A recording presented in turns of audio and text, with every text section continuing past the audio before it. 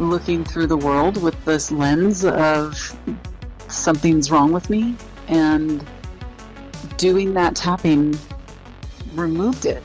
And I was able to finally see the truth of who I am and what my childhood situation really was, as opposed to blaming myself. Welcome to OTR, Over the Rainbow, Achieving Mental Health for Real. This podcast offers hope to many people who needlessly suffer from mental health issues. Your host, Bob Adelman, brings you information on how you can recover from any mental health issue and achieve a happier life. If you want to know more, please check out his trailer. Bob's notes on today's show follows. Amy Vincze struggled with PTSD, anxiety, and depression until she discovered a not-so-conventional technique called tapping, a transformative tool that not only helped her manage her symptoms but also allowed her to address and release the root causes of her suffering. Today, Amy is a tapping coach with over 16 years of experience and the founder of the Soar with Tapping app. She has made it her mission to empower others with this life-changing tool by educating people on the hidden emotional and energetic blocks that often go unnoticed, yet profoundly affect their physical, emotional, and spiritual well-being. Now, here's Bob with today's show. Hello, Amy. Welcome to OTR. Thank you for having me. I'm excited to be here. Yeah, we're excited to have you. Could you tell us a little bit about yourself and your brand, if you like? Yes. Let's see. I am a mother and a wife. I live in California. I have been a tapping coach for 17 plus years now. And I founded the Soar with Tapping app. Came out it about 5 years ago, and we just launched 2 years ago in September. Okay, that's great. That sounds really good. I asked my guests about their childhood. Would you like to talk about how your childhood was? Sure. I'm happy to do that. Let's see. I think the most important aspects, the things that shaped me the most, are often the trauma. So I was maybe 4 years old. My dad was an alcoholic, and that was when he left. He had gone to jail for something. I don't even know what. But then when he got out, he left and he went to Michigan. And so it was just me and my sister and my mom for the longest time.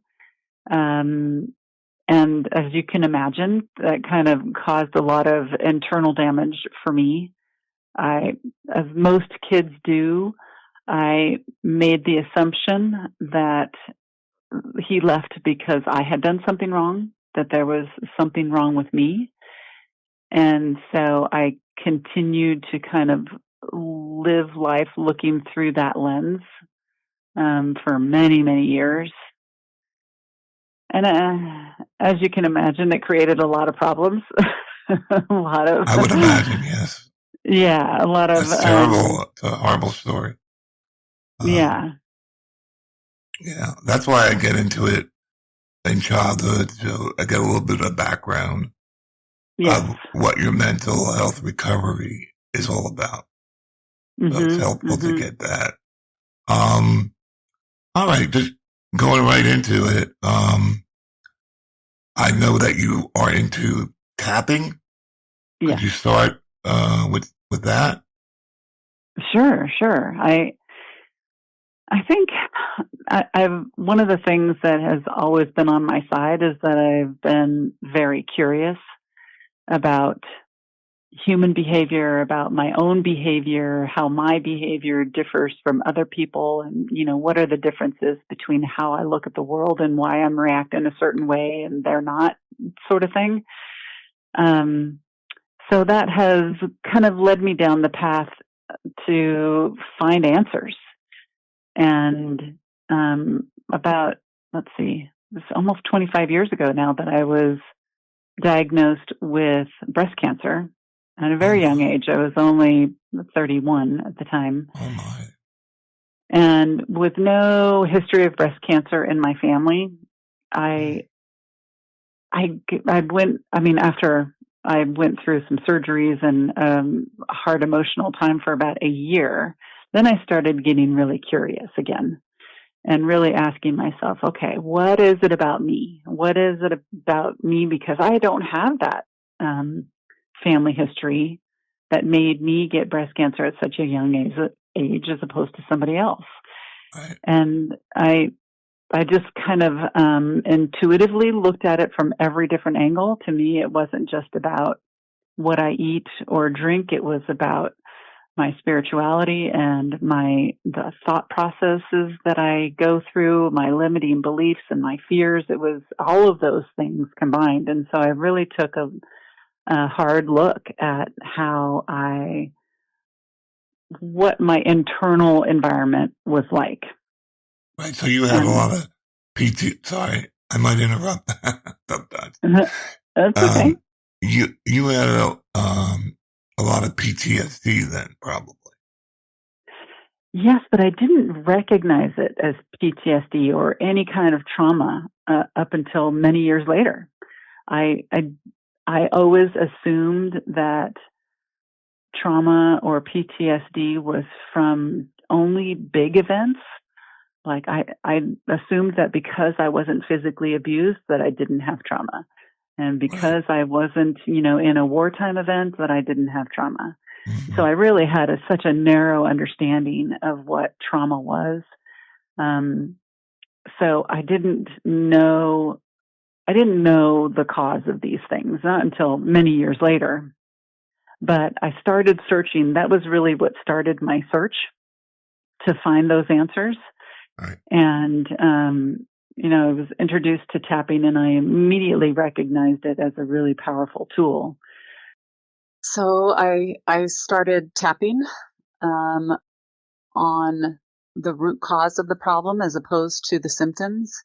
And in a very short period of time, we're talking about 2 weeks, maybe a half an hour a day, everything changed for me. I realized that I had been looking through the world with this lens of something's wrong with me, and doing that tapping removed it. And I was able to finally see the truth of who I am and what my childhood situation really was, as opposed to blaming myself. I now was able to focus on healing myself from that belief. It was a total change of perspective. And yeah, that was the moment when I decided, I can't keep this to myself, right? Everybody needs to know this. I can't be the only one that has been struggling with not only just not recognizing their own trauma, but using tools in the wrong way, maybe, and not harnessing their full potential, and, just making it available to people became my passion. I think a lot of people have a maybe a mild form all the way to a big history of abuse. Mm-hmm. Now I had a episode with, I can't remember her first name right now, but her last name was Hines. Do you know of her? No, I don't. Okay, because she was into the tapping and said this almost exact same thing that you said. Okay. Could you explain how tapping actually works? Yes, I'd be happy to. Tapping is really, it looks so silly on the outside, but on the inside, there's actually quite a lot going on. So it's a combination of 3 different modalities.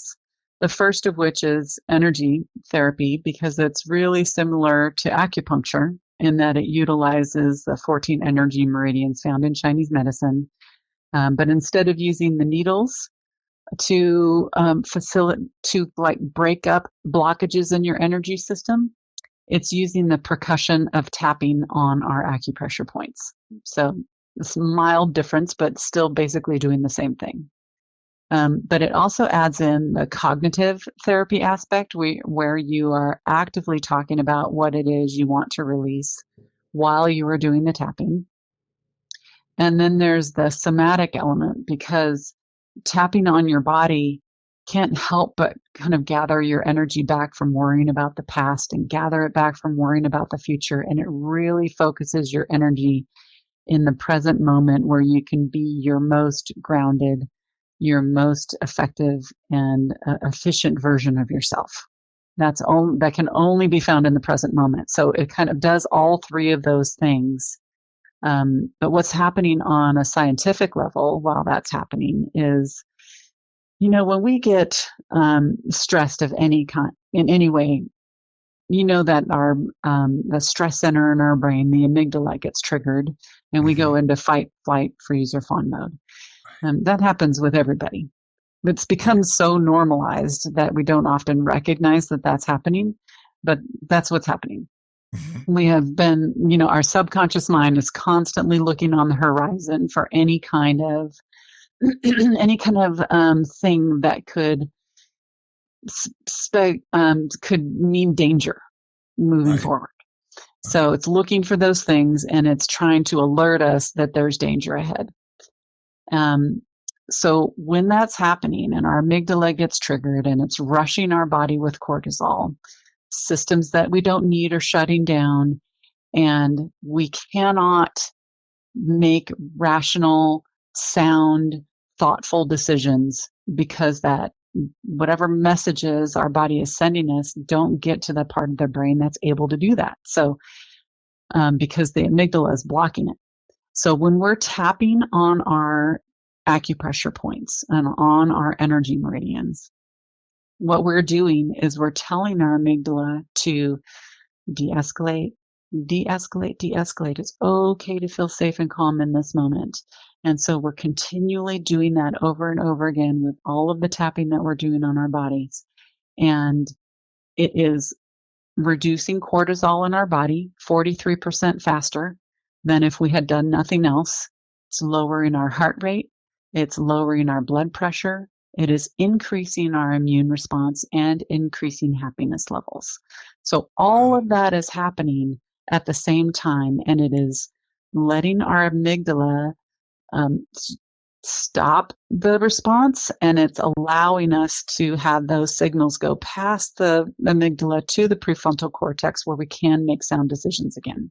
What I find is when I do practice this, I get so much negative emotions within my whole body.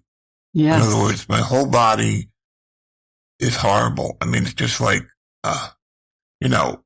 an orgasm of, I don't know, bad feelings.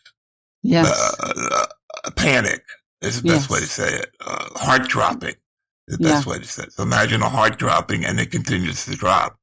Yeah. So I tried to do this a couple times, and both times it kind of backfired.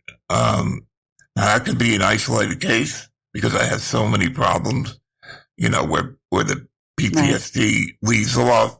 Sure. Maybe something else could take over at that point.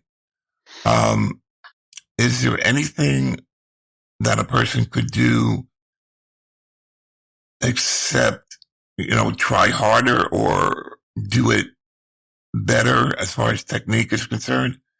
I mean, it may be that my technique was off. I don't know. Well, but it doesn't sound like it's off. What it sounds like is so all of those feelings are already in your body. They're just kind of shoved down, that have been denied, they haven't been accessed in so many years, and they just build up over time, right? So they're all there. And with tapping, it sounds like you opened up a Pandora's box, right? And it got so overwhelming. The abundance of the uncomfortable emotions is so overwhelming that it's hard to continue when it's I had a couple episodes. I'm sorry. I had a couple episodes where I actually had to go to the hospital because it was so bad. I was not functional. I couldn't function at all. Yes. Like to talk to a person would be extreme anxiety, which I normally have, social anxiety and, this kind of extreme type of anxiety. I don't know how to say any other way. Yeah. That floors me. Sure. So for you, I would go way slower.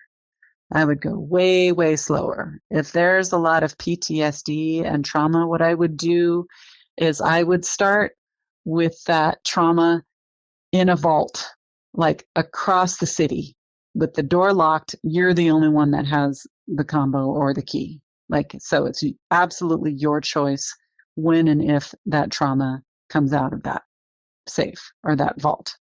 And just the awareness of it being across town in that vault might spike you to a 10. 0 to 10, that's your SUDS level. You're at a 10 already. And so we tap it down when it's contained very far from you and you're still safe, right? And Right. then when we get that down to a 0, then we bring it a little bit closer. It's no longer across town. Maybe it's in the house, but it's still in a vault. All of the same safety rules apply, but it's right there now. It's a little bit closer. And so, Right. and then we tap it down to 0 there. And maybe we open the door, but nobody's looking in. Nobody's looking in. Nobody's examining everything that's happening there, but the door is open now. And so we just go really, really slow. Okay. Really slow. It's still going to be uncomfortable at some stages, but taking that care and being that sensitive because you have had those extreme reactions in the past. No, the intention is not to re-traumatize you. The intention is to neutralize the things that continue to traumatize you, but just under the surface. And I believe it works for most people. Yeah. But I have this little caveat. And so you're saying don't go too far, but keep doing it on a daily basis. Would that be a way to go? Absolutely. I think that it would all help. And I think going way, way slower, just picking one tiny little thing to work on, not like a whole big picture of a really traumatizing event or a whole massive fear. I let it all go. I mean, I get down to the nitty gritty and it's overwhelming. Yeah. I can imagine. Yeah. So I had to stop, but I really believe it works. I really believe that you can do it and that our listeners can do it. Mm-hmm. Could you go over a little bit more exactly how to do it? Because I know your technique has to be perfect, right? Or pretty close.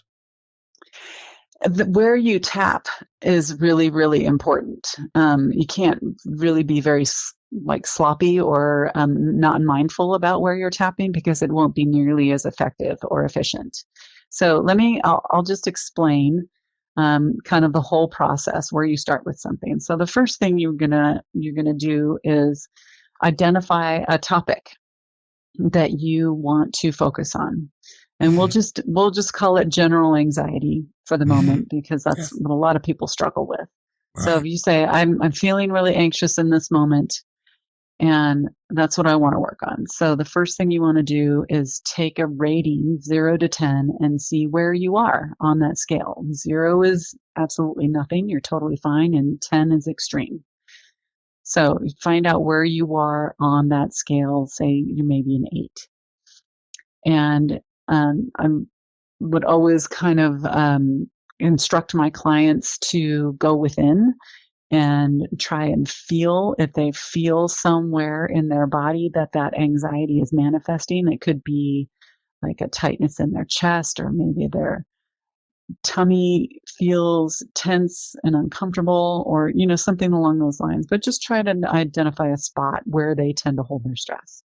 Mine is always right below the rib cage, right in the middle. In your solar plexus. Okay. Right in the middle is where it all either originates or goes to, because that's where I feel it the most by far. Yes, so. And that would make sense. That's generally the area where If you're going to experience shame, embarrassment, humiliation, that's where it gets centered. Yeah, and when you have I got PTSD, there's yeah. usually a big source of shame or something along those lines. So where would I tap? Is there do I do all the areas or just one or? Yeah, we're going to do all the areas. So we're going to start on what's called our karate chop point, which is just down from our pinky finger. It's like kind of the fleshy part of the side of our palm. Mm-hmm. Like if you're going to give a board a karate chop, that's where I was a black belt, so yes, I'm familiar with that. Yeah. So I like to tap on both sides of my body. So I tap my 2 karate chop points together on my right and left hand. I'm tapping my hands together on that spot. That's hard to do, isn't it? I'm trying. And what we say is something called an even though statement, a setup statement. So even though I have this anxiety, massive anxiety in my solar plexus right now, I love and honor all parts of who I am anyway. And so we say a statement like that 3 times, acknowledging what we're experiencing and saying, I still love myself anyway. Or if you say, I still want to love and accept all parts of who I am. If that feels more accurate, that's where we start. Just start wherever we're at. Because if it feels false to say that you love yourself, then, just say that you want to. Right. And then we do that 3 times. And then we go to what's called repeater phrases. And we go to tapping on the rest of the points. And it's always going to be the same points. We just go around and around. We're tapping on all 14 energy meridians. And that's 3 taps? That you do 3 taps on each one? We do on the karate chop point. We're tapping on the karate chop point the entire time. We're saying 3 setup statements. Oh, I see. Even though I'm feeling this massive anxiety in my solar plexus, I still want to love and accept all parts of who I am. Even though I've got this massive anxiety in my body for whatever reason or for a million reasons, I want to love and honor all my thoughts and feelings about this. Even though I'm experiencing this massive anxiety in my body and I don't know what's causing it, but I do want to be open and willing to learn how to release it. And I love and honor myself for making that decision. So those are the 3 setup statements that we say the whole time, tapping on our karate chop point. And then we move to the different points. And I'm going to go through the different points and then I'll explain how we use the repeater phrases. So the first point is right at the beginning of our eyebrow point.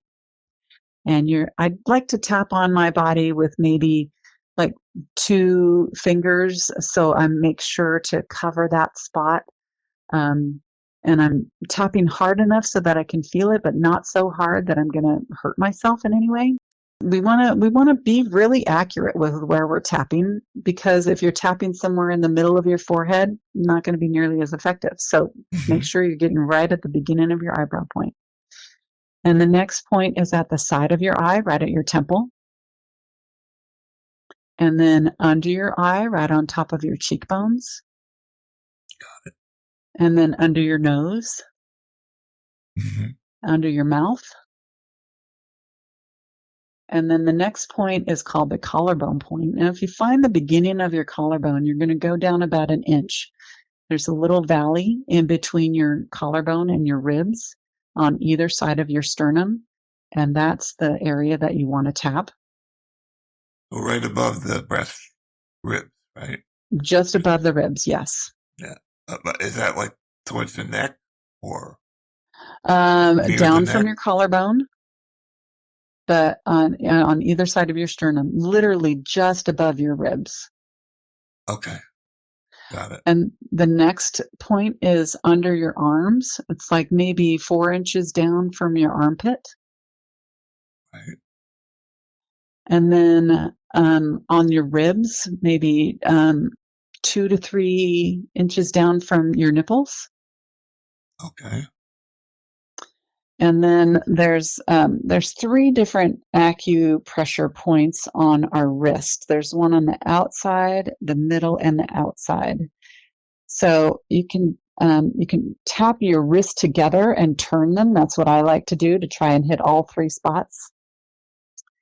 or you can use like all 5 of your fingers or all 4 of your fingers to kind of spread them out across your wrist. You go vertically or horizontally? Horizontally across the wrist. Okay. And then the last point is up on top of their head. Okay, that should be easy.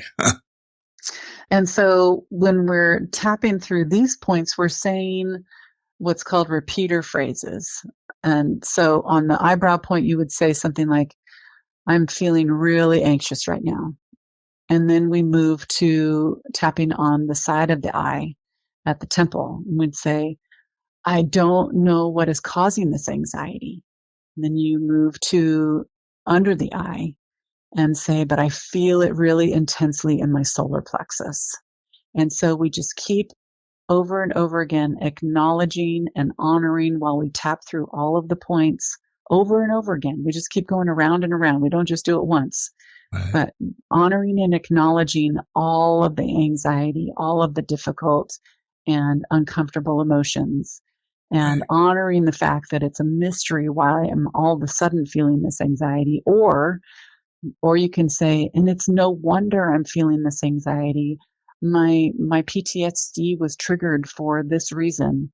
And I just want to honor how hard that is. And so what we're doing is we're just honoring and acknowledging all of the feelings. We're allowing our body to actually feel them, but we're doing it in the safe space because the entire time we're telling our amygdala it's okay. It's okay to de-escalate. It's okay to feel safe and calm about this. So it really is, it creates this beautiful safe space to be able to experience our emotions around something. And by talking about them and by feeling them, that's how we release them. You know, a lot of people really get confused about why we focus in on the negative so much. And it's because those feelings are there. They're real. We just have never been taught. We've never been encouraged to feel our emotions. And so we've only been conditioned to stuff them down and deny them and make them wrong somehow. And that's why they continue to cause problems for us. What happens to me is it's like a bee stinging me. I get this feeling, that area feels like poison. Mm-hmm. My heart drops. And it's the same as a bee sting because it lingers afterward. Oh, yeah. So what I do is I try not to do any secondary thinking. Mm-hmm. Like I get triggered. Let's say somebody mentions that he didn't feel the ball cleanly because he was nervous. That triggers me. Mm-hmm. And so I get that bee sting and that lingers. And so should I immediately try to do tapping at that point or let it go until I feel a little better? Oh, I would try to do it immediately. If you have the space and the inclination to do it, right, then I would, try and. But don't go too far. That's all.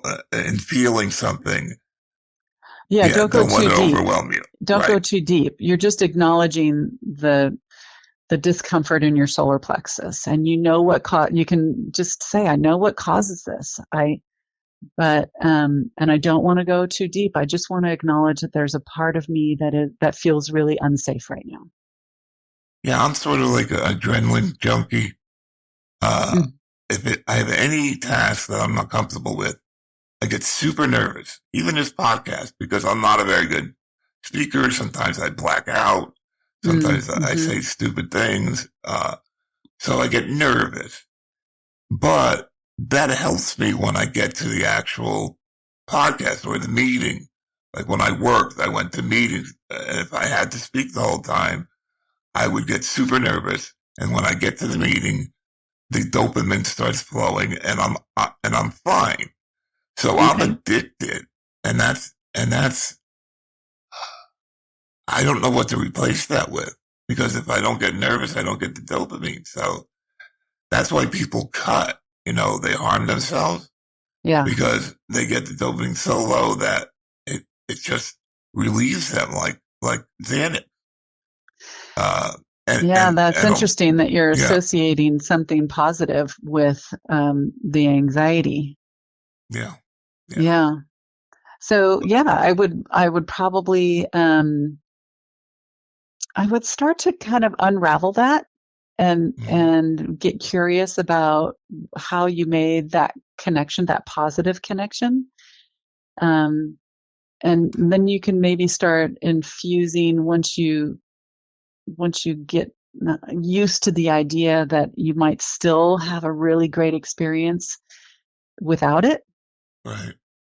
Then I would start infusing more positive things, like just think how much more effective I would be if I didn't have all this cortisol rushing through my body. Just think how much better of a speaker I would be, whatever it is. But I'm afraid that I'd be worse because I wouldn't have. See, I have ADHD, which is a lack of dopamine mostly. And so if I'm in a situation that I don't really like to do something, which I'm not, I don't mind podcasting, but it's just not great because I'm not confident. If there's something that I'm confident I can do well, I'm okay. I don't get too nervous about it.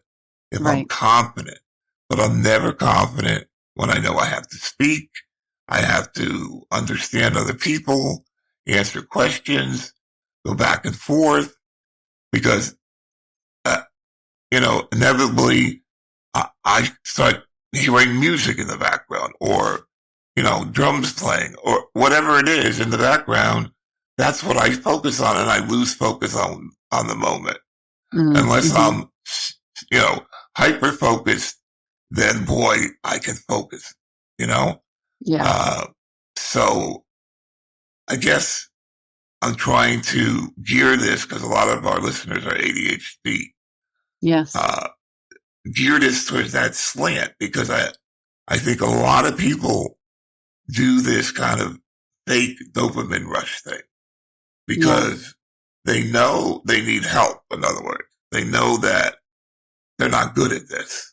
They're not good at details, for instance. And so I guess I don't have a clear answer on how to proceed. Should I just say, well, just take the nervousness and forget about it or something? Or do you think that tapping could eventually lead me to a better place where I have more, the good chemicals that I need to do something, that I get more excited? I know I'm taking Vyvanse, which is supposed to help in that area. But I'm trying to think what people with ADHD could do to incorporate the tapping, because I don't want listeners to get, try it and then get really bad like I did. I might be a rare exception. Well, let me ask you, Bob, do you feel like your body, do you trust your body, and is your body like a safe place for you to hold your energy? Not at all. Not at all. Yeah. That's what I would guess. I'm nervous 95%. I'm 95% nervous if there's people around. At night when everybody goes to bed is my best time. Because my brain knows, hey, doesn't matter now. Nobody's around to see it. Right. Although I do get mad at myself when I make mistakes, let's say on a computer or something. I get upset about that. So it's a whole years and years of getting to a point where it's just very difficult to change. I'm 67 and, I think a lot of our listeners are in this boat where, they almost need the dopamine, which is crazy. I mean, I think maybe medicine could help that. Maybe meditation could help that. So I think it'd be very difficult for somebody with high anxiety and ADHD to meditate. It is. Right it's almost now. Impossible. Yeah. I think it would take considerable amount of tapping. And the reason I asked you the question about like trusting your body and being in your body, right. That's generally the place that we hold all of the trauma, right? All of the pain, all of the uncomfortable emotions. That's where they live. Yeah, I'm almost crippled because I think of my mental health. It crippled my whole body. Yeah. Oh, I believe that 100%. Yeah. So what happens for people like us that have high anxiety and ADHD is that we don't let our energy come back down into our bodies. It's always swirling up in our head, trying to get up and away from our body, which is the source of all of this pain, right? And that is when we are the most inefficient version of ourselves, is when we have all this swirling energy, only focusing on trying to think our way through problems as opposed to feel our way through problems. Because overthinking is so overthinking, what I say always. if I get a bee sting, immediately I say no more thinking about that subject. Right. No, I call it secondary thinking. No secondary thinking. It's just avoidance. Yeah. I call them demons. They'll whisper like, you can't do this. Right. And then I would try to argue with them, but that's not the answer. The answer, I think, is to, let them come in, but you are the pilot, they're maybe a co-pilot, but, it's extremely difficult to deal with demons on a daily basis. Most of the times I can, but sometimes I can't. Do you think the tapping on a daily basis, going to a point where I don't feel too bad, would be a good regimen? Absolutely. Yeah. Okay. Absolutely. And the reason I say that is because it sounds like you are constantly in fight or flight mode. Almost always, yeah. Almost always. So that's become your normalized state. And our bodies are not meant to be in that state all the time. It shuts down really vital systems in our body, things like our immune system and our ability to digest. And I mean, I would assume that that's one of the main reasons why you're struggling physically right now, is because of all the time that you spend in that mode. I go to hyper focus all the time. Yeah. Because that's the safest place for me. Yes. And so I do something that's really difficult, and it hurts my brain in a sense because I'm not stopping, I'm just go for 7 hours. Right. I'm obsessed. I have OCD on top of all of it. Right. So, what I would say is you should try this, but with a warning sign that if it gets too bad, you back off. And I would even suggest for people with people like you with a lot of PTSD that you work through the trauma with a trained professional, because I think it's really hard to navigate that by yourself because it's so uncomfortable. Your tendency might be to rush through it when it really needs a lot more sensitivity and care on really small moments along the timeline of the trauma. You have an app, an AI app? Yes, I do. That helps with this? Would that be a good idea to see if that would work or not? I think it would definitely help. What I don't do on the app is offer like a really generalized tapping script for trauma, because I think trauma is so individual, it's so unique, and that I highly suggest you work with a trained professional to work on the trauma itself. The app is really great support for all of the limiting beliefs and all of the fears that have resulted from the trauma, all of the physical ailments that have resulted from the trauma. And so it's a really great support for all the rest of it. But the trauma itself, the part where all of this began for you, and there may be many of those events, that should be dealt with somebody that really knows what they're doing around trauma, and go really slow, because we know what happened when you tried to go deep, too quickly. And that's the warning I have to others that may have this happen to them. But it could be that I'm very unique. I don't know. But I don't want to put this out to somebody and then they have a problem. I want to be able to give it that little warning that, be careful. Yeah.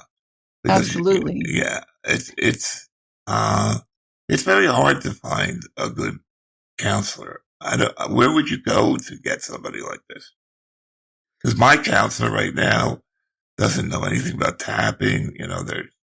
They're basically doing, how do you feel?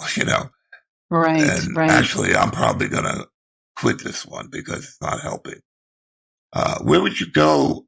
First of all, could you give us the name of the product again and how we would get that? Yes. The app is called Soar with Tapping, and you can download it from the Android or the Apple App Store. Is it on Microsoft as well for PC? Okay. Yes.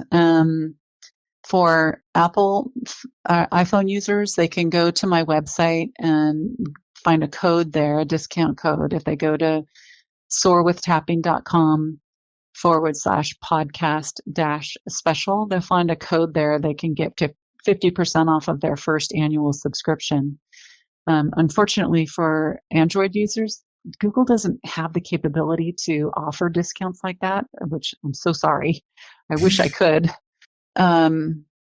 So yeah, I highly suggest anybody, it's a great resource to address things from the root cause, like we talked about, or if you just need a Band-Aid in a moment to help you get through your day, because sometimes we don't have the energy or the time to devote to healing the root cause of something. There's that available there too. There's over 160 different tapping scripts. And help with sleeping, to help with fears and phobias, to help with physical issues. Tapping works on all of it. And it normally it doesn't hurt to work on true things. But I know that you had a really extreme experience, and so I don't want to encourage people to go too deep if they have a lot of anxiety or a lot of trauma. So, and if you want to work through trauma, I do a lot of trauma work with my clients, but there's also a directory on Dawson Church's website. I can't remember what it is, but if you look up Dawson Church, DAWSON Church, you'll be able to find the tapping, his tapping website, and there's a directory there to look. Do you have a main website that points to all your different social media sites and stuff? Oh, yeah. You can search for Soar with Tapping on any of the social medias. I'm on all of them. Okay. All right. And do you have a separate website to go to? soarwithtapping.com. Got it. Okay, good. What I normally do at the end is let my guests have the final word. If you like to do that, otherwise we don't have to. Sure, I would love to. It's up to you. Sure. What I really want to just encourage people to do is have the courage to lean into uncomfortable emotions. I think we have been conditioned to avoid them, like I said, and we've been conditioned to kind of slap on some shiny, happy feelings on top of something that doesn't feel good. And it's not really authentic happiness until we allow ourselves to move through the uncomfortable emotions. That's processing them and releasing them from our body is the goal. And the way that we do that is by actually feeling them and allowing them. And tapping while we're doing that creates the safest place possible for it. Right. It's called the meridian lines, right? Where you're tapping. Yes. So you can look on my website. There's like a tapping map to show you exactly where the tapping points are if you don't recall. Oh, that's good. There's also a video there that will tell you how to do the tapping. And there's just all these links will be in the description of the show. Yeah. So if somebody wants to just go there and go everywhere. There's tons of support out there. You can find your way with tapping, and the app is there to help. And so am I. So well, you've been a great guest, very articulate, very easy to understand. Sometimes I'm not that way, but I try. So yeah, I encourage people to take a look at this, and maybe it'll be good for them. I hope so. I wish you a very happy life. Now, the breast cancer is in remission, right? Oh yeah, it's been 25 years. Nice. Yeah. So, thank you. Yeah, have a good one. Yes. Thank you so much, Bob. I appreciate you having me on today. Take care. All right. Bye. Bye.